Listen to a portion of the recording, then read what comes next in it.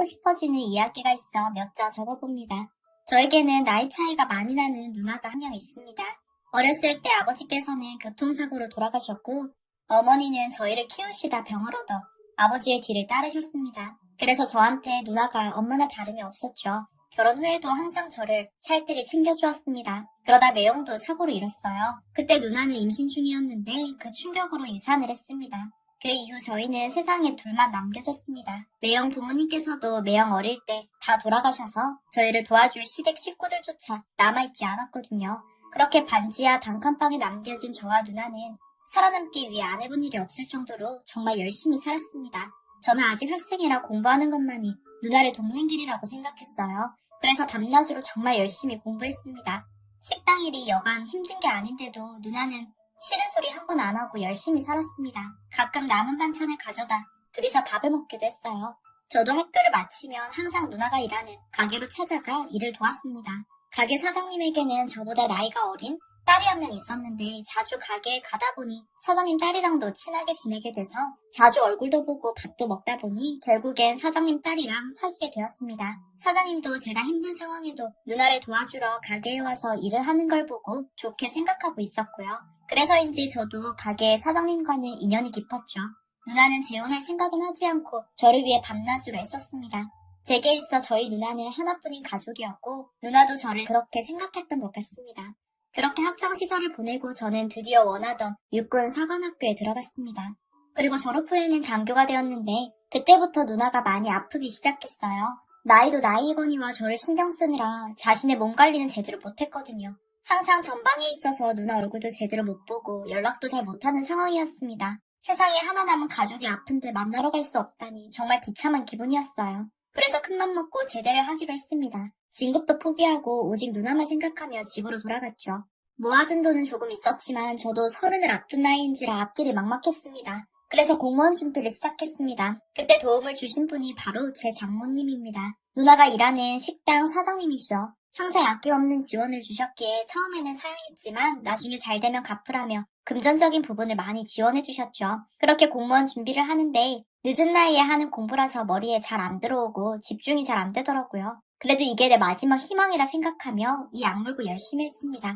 그렇게 2년 정도 준비한 끝에 공무원 시험에 합격했는데 고등학생 때부터 사귀던 여자친구도 함께 기뻐해줬어요. 저희 누나랑 같이 축하 파티도 하고 이제 불행 끝 행복 시작이라는 단어만 제 머릿속에 맴돌았어요. 하지만 제 여자친구는 어릴 때부터 부유하게 자라 그런지 태도며 말투며 예의는 눈 씻고 찾아봐도 찾을 수 없을 정도였죠. 무남 동녀라 그런 건지 예쁜 놈보다 그런 건지 자유분방하고 제멋대로였는데 그땐 또 무슨 콩깍지가 씌었는지 그 모습마저 귀여워 보일 정도였습니다. 제가 미친놈이었죠. 그렇게 여자친구에 푹 빠져 지내며 일도 하고 야간 근무도 많이 해 월급도 많이 받았습니다. 그 뒤로 장모님께 따님과 결혼할 생각이라고 말씀을 드렸고 결혼을 반대할 줄 알았는데 생각보다 흔쾌히 결혼 허락을 받았습니다. 그 뒤 1년 정도 더 교제하고 결혼을 했습니다. 저는 제가 모은 돈으로 누나와 작은 빌라에서 살고 싶었는데 아내는 누나랑 같이 살 거면 좁은 집은 싫다고 하였습니다. 결국 장모님이 도와주셔서 큰 아파트로 이사를 할 수 있었고 그래도 누나랑 같이 살아주는 게 어디냐는 생각으로 감사하며 살고 있었습니다. 하지만 그건 저만의 착각이었죠. 안 그래도 불량하던 태도는 결혼 후에도 좀처럼 바뀌지 않았습니다. 어렸을 때부터 가게에서 일하던 아줌마여서 그런지 저희 누나만 보면 아줌마라는 호칭이 자꾸 튀어나와 제가 계속 주의를 줬었죠. 나중에는 설거지나 빨래 같은 자질구레한 일들도 다 누나가 떠맡게 되었습니다. 그래서 결국 참다 못해 아내랑 한판 싸웠죠. 시누이이긴 하지만 그래도 형님인데 그에 맞는 대접은 해줘야 하지 않겠느냐고요. 타출부가 아니니 신경 써달라고. 아무리 타일러도 원래 그런 사람인 것을 어쩌겠습니까? 집안일은 다 누나에게 맡겨놓고 자기는 카페에서 친구들이랑 수다나 떨다가 밤늦게 들어오기 일쑤였습니다. 나중에는 밤에 어디 그렇게 가나 했더니 나이트며 클럽을 돌아다니더군요. 결혼 생활에 대한 예의라고는 찾아볼 수 없었습니다. 그냥 그때 주변 친구들도 결혼을 하고 제가 그나마 괜찮아 보였으니 잡았던 거겠죠. 하지만 막상 결혼해보니 결혼 생활에 재미도 없고 아내는 밤낮으로 돌아다니기 바빴습니다. 그렇게 일이 쌓이고 쌓여가던 때 장모님이 변하기 시작했습니다. 예전에 자비를 베풀어 주시던 착한 사장님이 아니었죠. 우리 덕에 제가 이렇게 잘 된 거라며 자기 딸에게 시집살이 같은 건 시키지 말라고 하셨습니다. 아내는 별일 아닌 것처럼 핸드폰이나 만지고 그렇게 시댁에 갈 때마다 잔소리를 한 바가지 듣고 왔습니다. 그러다 결국 사건이 터졌죠. 몸도 좋지 않은 누나가 장모님 가게 일을 도와주러 나갔다는 겁니다. 그래서 아내랑 한바탕 싸웠죠. 아내는 저에게 누나가 집에서 놀면 뭐하냐며 가게 일 좀 도와줄 수 있는 거 아니냐. 아내의 말에 저는 더 화가 났습니다. 순간 아내의 뺨을 때렸고 아내는 더 못 살겠다며 친정으로 가버렸습니다. 저는 정말 될 대로 되라는 심정으로 더는 이렇게 살지 않겠다고 마음을 굳혔습니다. 누나를 위해서라도 그리고 저를 위해서도 말이죠. 그러다 더 큰일이 터지고야 말았습니다. 일이 일찍 끝나서 직장 동료랑 어느 한 카페에 들렀는데 제 아내가 웬 처음 보는 남자랑 하하호호 웃으며 이야기를 나누고 있는 겁니다. 처음엔 그냥 친구겠지 생각했는데 아내 입에서 남편이랑 이혼이니 뭐니 나오는 말을 들으니 감이 딱 섰습니다. 아, 이건 바람이구나. 분명 아내는 저 몰래 바람을 피우고 있었습니다. 만나는 남자 쪽에서 이혼을 요구했고 아내도 그럴 생각이 있는 것 같았죠. 그걸 본 순간 그래 원하는 대로 해주자 싶었습니다.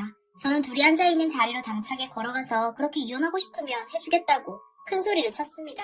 어차피 제 마음도 이미 굳힌 상태였으니까요. 그날 이후 아내가 쪼르르 친정에 갔을 때 장모님이 또 저를 부르셔서 잔소리하셨습니다. 딸애한테 왜 그러냐며 말씀하시기에 저는 당신 딸이 바람 피우는 걸 알고 있느냐 물었죠.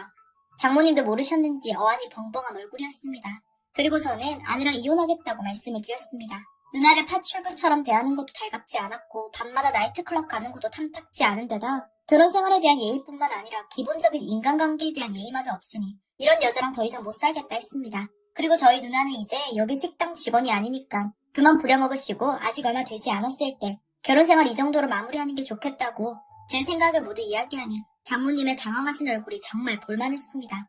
평생을 장모님 말을 잘 듣고 그저 네 하던 사위가 이렇게 목소리를 낸 것은 처음이었으니 당황하실 만도 했죠. 아무튼 은혜는 은혜고 사돈은 사돈이니 이 정도로 끝내자 말한 뒤 아내와 이혼했습니다. 나중에 듣자 하니 아내는 불륜 상대와 재혼을 했다더군요. 고생 꽤나 하겠다 싶었죠. 그 후 저희 생활에도 변화가 생겼습니다. 군에 있을 때 상관으로 모시던 중령님이 사업을 시작했는데 아이템이 좋다며 같이 해보자 하시기에 저는 제 공무원, 직장 생활도 나름 월급도 좋고 괜찮았지만 하루 종일 민원인을 상대하는 일이라 정신적인 스트레스가 어마어마해서 다른 일을 한번 해볼까 생각 중이었던지라 오랜 고민하다가 결국 하기로 결정을 내렸습니다. 정말 큰 결정이었죠. 중령님이랑 하는 사업도 잘 돼서 한 달에 1,000만 원 넘게 월급도 받고 보너스도 두둑히 받고 그야말로 인생 역전까지는 아니지만 어디 가서 돈 못 번다는 취급을 안 받을 정도는 되더라고요. 돈을 차곡차곡 아끼고 모아서 누나와 60평대 넓은 집으로 이사를 했고 모든 일이 다 잘 풀리니 사업하다 만난 좋은 인연과 결혼도 했습니다.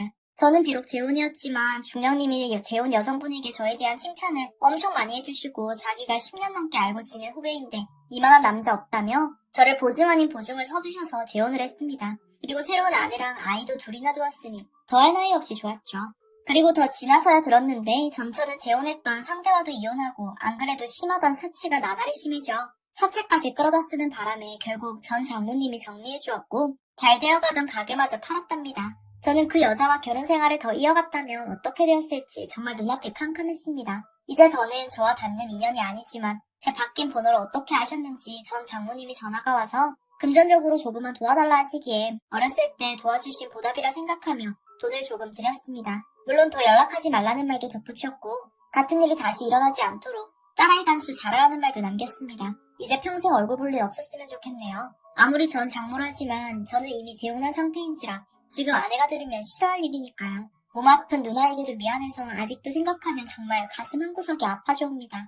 어찌되었건 저는 지금 모든 일이 잘 풀려서 지금 제 가족들이랑 행복하게 살고 있습니다. 누나랑 같이 지내면서 좋아하는 아내의 모습을 보니 제 마음이 다 뿌듯하네요. 전처는 어떻게 되었는지 잘 모르겠습니다.